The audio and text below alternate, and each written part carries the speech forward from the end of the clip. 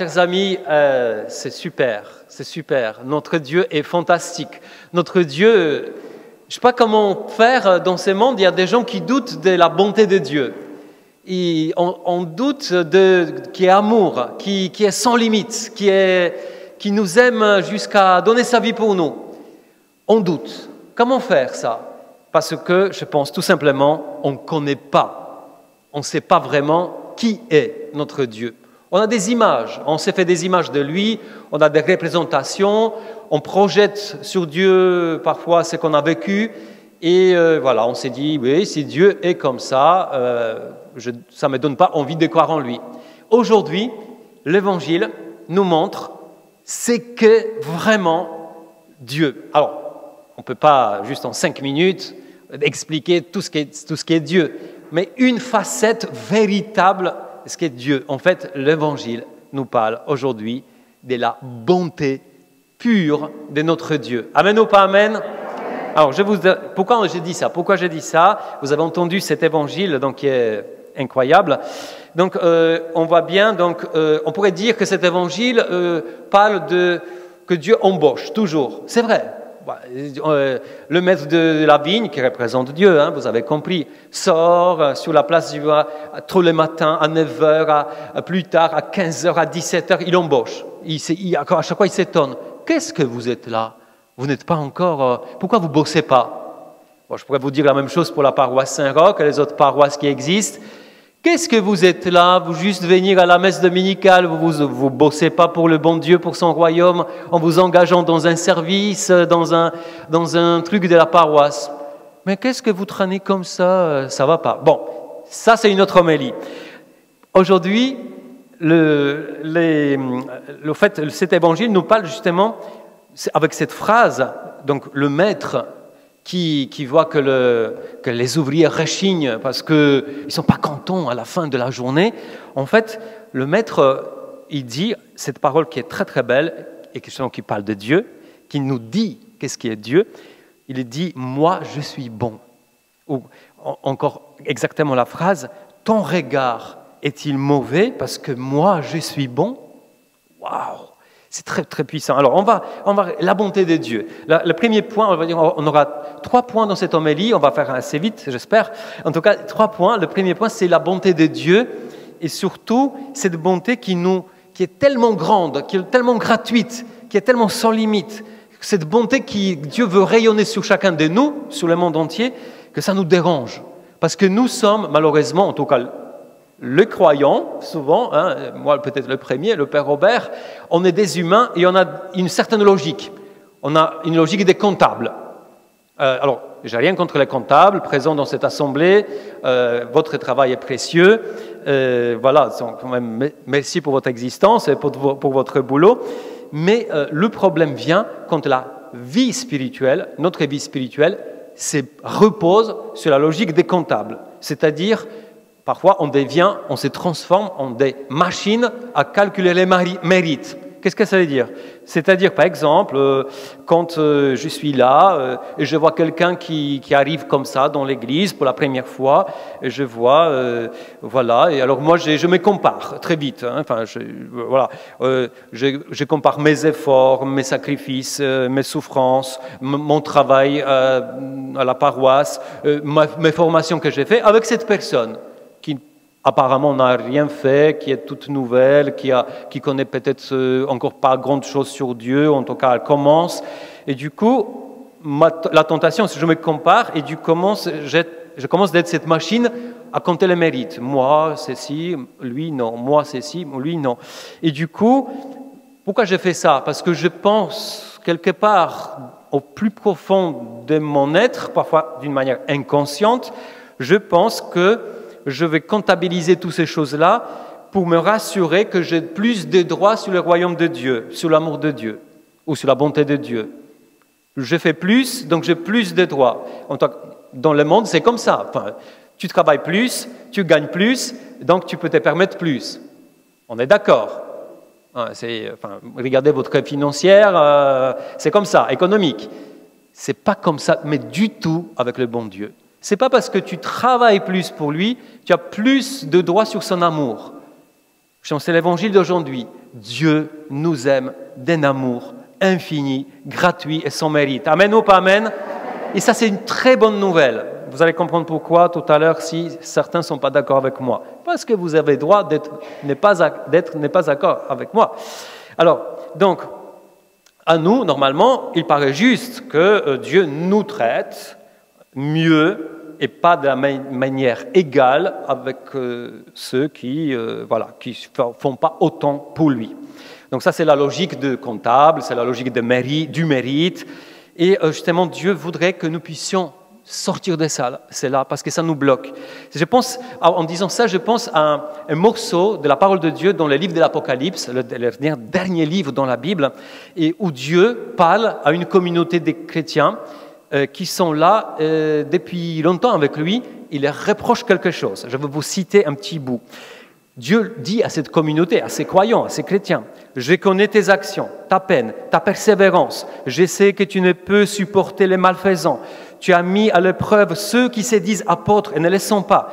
Tu as découvert qu'ils étaient menteurs. Tu ne manques pas de persévérance. Tu as tant supporté pour mon nom sans ménager ta peine. Mais j'ai contre toi que ton premier amour, tu l'as abandonné. Eh bien, rappelle-toi d'où tu es tombé, convertis-toi. Rappelle-toi d'où tu es tombé, d'où tu viens. En fait, Dieu dit à ces chrétiens, tout d'abord, avant de penser à ce que tu as fait pour moi, toute ta persévérance, rappelle-toi qu'un jour, tu étais comme les autres. Un jour, dans ton passé, tu avais besoin de mon amour, de ma bonté, et je suis venu te chercher. Amen ou pas amen? En fait, ça nous montre bien que finalement, rappelle-toi d'où tu viens, d'où tu es tombé.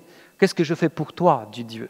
Donc voilà, ça montre bien cette bonté de Dieu qui est pour tout le monde. Ensuite, deuxième point, l'expression parfaite de la bonté de Dieu, c'est qui? C'est Jésus. C'est Jésus lui-même. Alors on voit bien ça. Jésus, donc déjà lui-même qui raconte cette parabole, cette histoire aujourd'hui dans l'Évangile. Lui-même, c'est Jésus qui a inventé cette parabole. Donc, mais on voit dans la vie de Jésus, d'une manière parfaite où la bonté de Dieu s'est manifestée, c'était au moment de sa croix. Parce que juste avant la croix, dans l'Évangile selon Saint Jean, par exemple, il a dit « Et moi, quand j'aurai été élevé des terres », élevé des terres, ça veut dire sur la croix, hein, il parlait de lui-même, hein, « Quand j'aurai été élevé des terres, j'attirerai à moi tous les hommes. » Qu'est-ce que ça veut dire ça? Ça veut dire que Jésus, en étant crucifié sur la croix, il avait des bras grands ouverts comme ça pour nous montrer qu'il voudrait nous embrasser. Pour ceux qui ont besoin de la bonté de Dieu, de son amour, qui veulent goûter l'amour de Dieu, il faut se jeter dans les bras de Jésus. Mais ces bras ouverts de Jésus, d'une manière la plus forte possible, c'est sur la croix. C'est comme ça qu'il nous montre combien il nous aime. Donc voilà, au moment de la crucifixion, on voit ça. Pendant la messe, notamment, pendant chaque messe, pendant chaque Eucharistie, nous vivons ces moments-là. Quand il y a la consécration, où le prêtre dit « ceci mon corps, ceci est mon sang », en fait, nous pensons tout de suite à Jésus qui a les bras ouverts comme ça pour nous embrasser, pour nous attirer vers son cœur, qui bat très très fort pour nous, d'amour. Donc c'est Jésus aussi, mais aussi dans l'Évangile, on voit dans la vie de Jésus, il y avait aussi un ouvrier.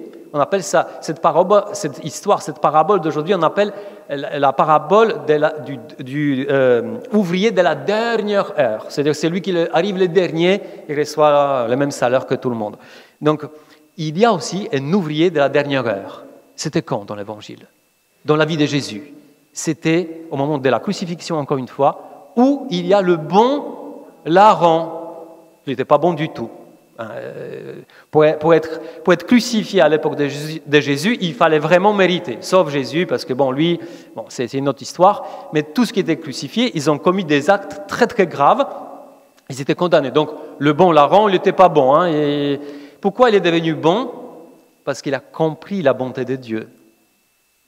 Et c'est pourquoi on voit bien, c'est bon larron, donc on n'a pas le bon parce que pour le distinguer de l'autre. Donc le bon larron, il fait quoi? À la dernière minute dans sa vie, avant de mourir, à quelques minutes, à peut-être quelques dizaines de minutes, en fait, il se tourne vers Jésus d'une manière très forte et dans son cœur plein de repentance et en même temps d'amour pour Jésus, il dit une seule parole à Jésus, une seule phrase.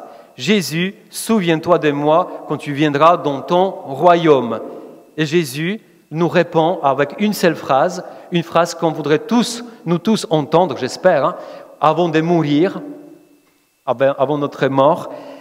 Moi, je voudrais entendre que Jésus me dise « Aujourd'hui même, tu seras avec moi dans le paradis. » Waouh!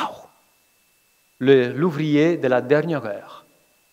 À la fin de sa vie, il a eu ce temps incroyable, un cœur rempli de cette repentance et d'amour, s'est tourné vers Jésus, et Jésus lui promet le paradis, c'est-à-dire c'est la seule personne au monde où Jésus canonise.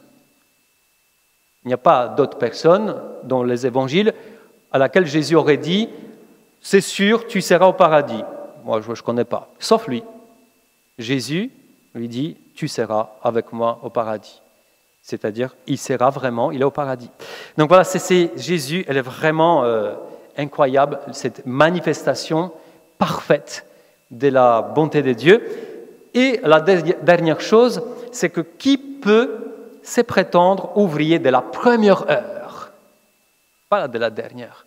Parce que parfois, on est justement, avec tout ce que je viens de dire, on s'est dit, oui, mais quand même, qui peut prétendre qu'il est l'ouvrier de la première heure, c'est-à-dire qu'il est depuis toujours avec Dieu, qui n'a jamais péché, qui est parfait, Ben non, on est tous, en quelque sorte, les ouvriers de la dernière heure, si on regarde réellement, avec un réalisme, notre vie.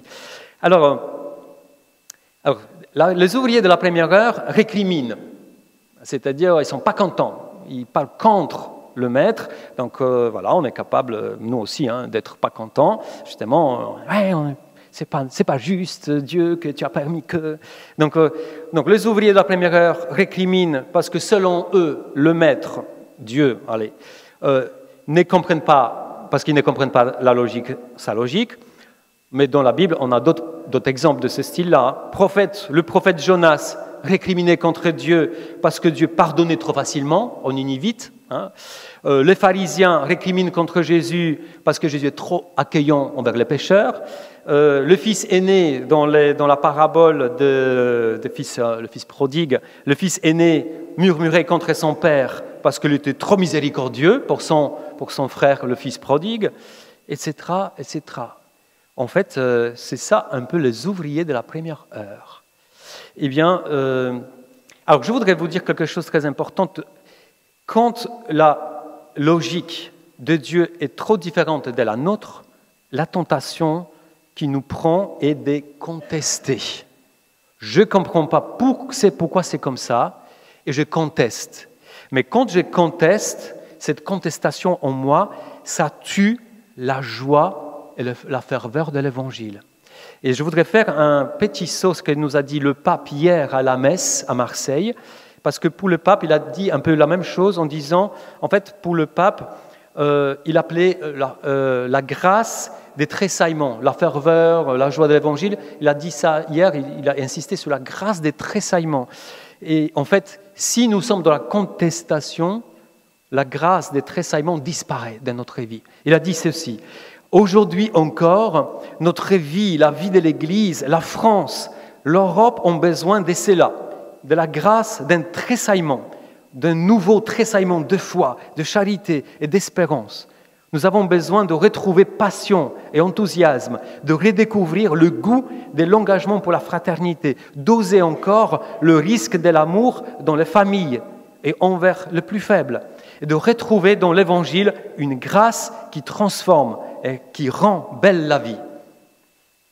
Donc, je propose à la fin de cette homélie, tout simplement, de fermer les yeux un instant. Demandons-nous, fermez les yeux et faisons un petit questionnement envers nous-mêmes, envers notre cœur. Demandons-nous, est-ce que j'avais récemment ou depuis un temps entretenu en moi des pensées négatives parce que je voyais quelqu'un qui avançait plus vite que moi, par exemple dans la foi? Est-ce que j'étais mécontent car j'ai vu confier des responsabilités dans ma communauté, etc., à des gens qui, selon moi, n'étaient pas assez prêts, assez formés. Est-ce que j'étais jaloux, quelque part, en moi, dans mon cœur, parce qu'on a choisi un tel ou une telle, un service que moi, je voulais faire? Posons-nous ces questions.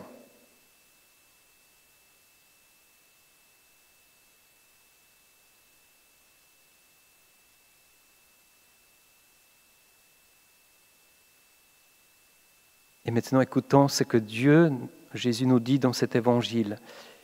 Je veux donner au dernier venu autant qu'à toi. N'ai-je pas le droit de faire ce que je veux de mes biens?